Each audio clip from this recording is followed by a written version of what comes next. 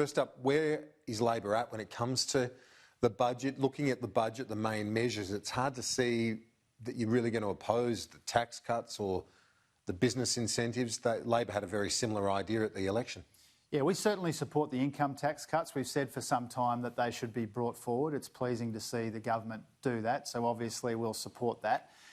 There are 4 other elements of the tax bill.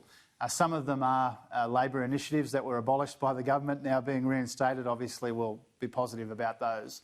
There's a very big spend in there, $27 billion. We want to make sure that that's right. We're inclined to support it. That's the early expensing for businesses. We're inclined to support that, but we want to make sure that we've had a proper look at it. And there's some R&D tax changes too, which fit into the same category. But the tax cuts can happen pretty much for the individual taxpayers. The work can start immediately. Oh, absolutely, and we want to give the assurance to the Tax Commissioner and to the broader community that Labor does support those income tax cuts. Just this afternoon, I've written to the Tax Commissioner to formalise it. Formally indicate our view that we want to see those tax cuts brought forward. That's all he needs now to be able to implement those new tax scales so that people can get the tax relief that they need and deserve. So in terms of the business, the tax write-off, the asset write-off, is your problem with the fact that it goes all the way up to businesses with a turnover of $5 billion per annum? Is that the concern? Oh no, that's one of the elements. I mean, really, we're inclined to support it. We've had an initial discussion, and people are positive about the business tax changes. But we saw this $27 billion spend at 3:30 yesterday, so we've only had it for about 24 hours. We want to make sure that we're doing the right and responsible thing, and that means going through it. We hope to be able to support it. Unless something pops up in our investigations, then that's what we'll do. You've been critical of this wage subsidy the government's looking at for younger workers, its impact on older workers, and that not as much is going into that as, the tax cuts.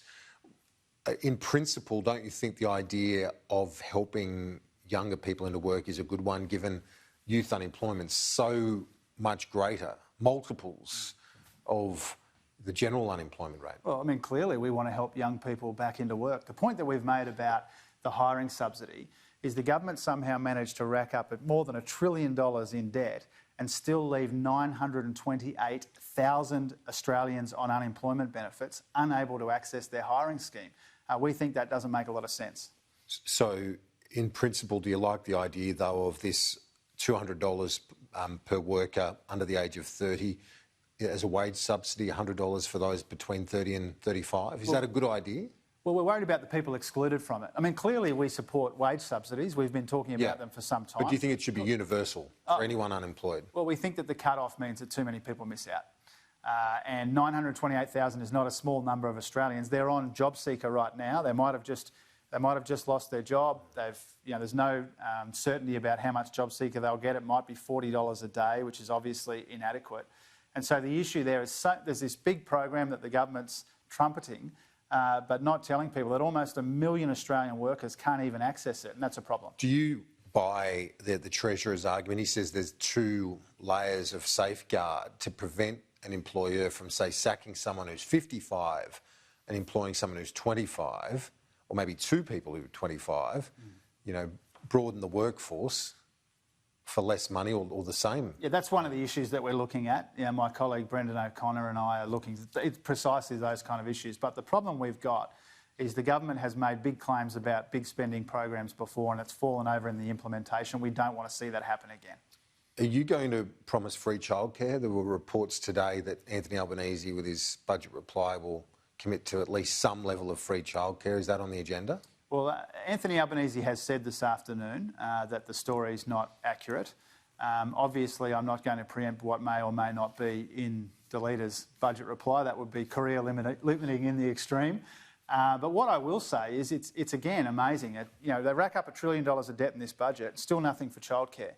And one of the biggest issues we've got is women's participation in work. As the economy recovers, we want women to be able to grab the opportunities of that recovery.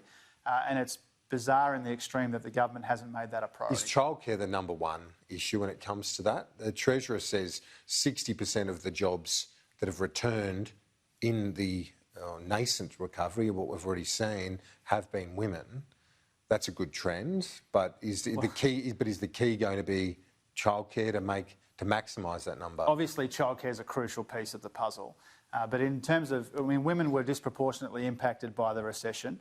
And so that number about women coming back into work, we need to recognise they start from further back in terms of the impacts. Childcare is an important piece of the puzzle. It's remarkable that in a budget with $1 trillion of debt, $100 billion of new spending, they couldn't find a cent for childcare. Can we live with bigger deficits? The interest rates are actually, if you look at the interest repayments, they're pretty steady across the forward estimates. Well, obviously, at times like this, we're in the midst of a deep and damaging recession. The government needs to step in and support people. Should they have borrowed more? That comes with a price tag. Our issue is not necessarily with the level, but with the effectiveness of the spending. We've seen all kinds of rorts and pork barrelling and all kinds of mistakes made with government spending. We want to make sure when we consider that every dollar here is borrowed, we want to get maximum effectiveness out of that. We measure that by what it means for jobs. Do you think that they should have borrowed more, though? Because there are some economists saying that they haven't done enough in terms of the response to the RBA call for fiscal firepower. Yeah, well, Are you worried about that? Well, certainly the government got in too late in this recession. One of the key things here is how quickly you respond to the economy deteriorating. The government was in late. JobKeeper was too narrow.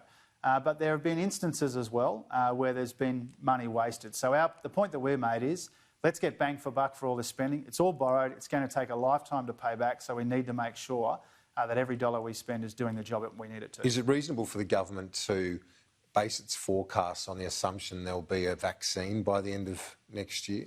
Well, not just that there'll be a vaccine discovered, but that it will be deployed broadly around the country. People have made commentary on that. I don't know if that's going to be the case. I hope it is. Obviously, we all want the vaccine to be deployed as quickly as possible. 6 months early, yeah. If it's not, though, then clearly that will have big consequences for the budget. The Prime Minister this morning said to me that this is an assumption. It's not going to affect, people's tax cuts or other payments and so on. It basically just affects the parameters of the budget, the GDP forecast and so on. Is that a fair enough response? Yeah, but that has impacts on the budget as well. And I guess the point that we're making, we haven't made a big song and dance out of that assumption. We hope that it's right. We hope we get that vaccine deployed because that is a big part of the story. But what we do know now, we don't know about that yet. What we do know is the economy is weaker than it needs to be. The unemployment queues are longer than they need to be because the government hasn't been as effective as they needed to be in responding to the recession. Do you see infrastructure and manufacturing as a couple of key areas where Labor can differentiate itself? Because obviously trying to find ways to make your argument, there's not a lot you're disagreeing with the government when it comes to the key measures in the budget. Well, the key difference in those areas, particularly those areas, they might be the main areas where this is the case. The government makes big announcements, doesn't follow through. They haven't hit their target for infrastructure spending once in any budget. In manufacturing, they've made all kinds of announcements and not followed through. We need to see them deliver in those areas. Do you think people buy it when you say the Morrison recession? Because everyone's seen the pandemic. It's a statement of fact. Morrison's the Prime Minister. We're in the worst recession in almost 100 years. I don't know what people are objecting to. It's a statement of fact. And in our view, that recession is deeper than it needs to be because they got in too late and too narrowly with government support, and they look like they're exiting too soon when it comes to things like JobKeeper. But it's in the pandemic. It's a global recession. It's a COVID recession. Scott Morrison's the Prime Minister. We're in recession. It's the Morrison recession made worse by decisions his government's taking. Jim Chalmers, thanks for your time. Thanks, Kieran.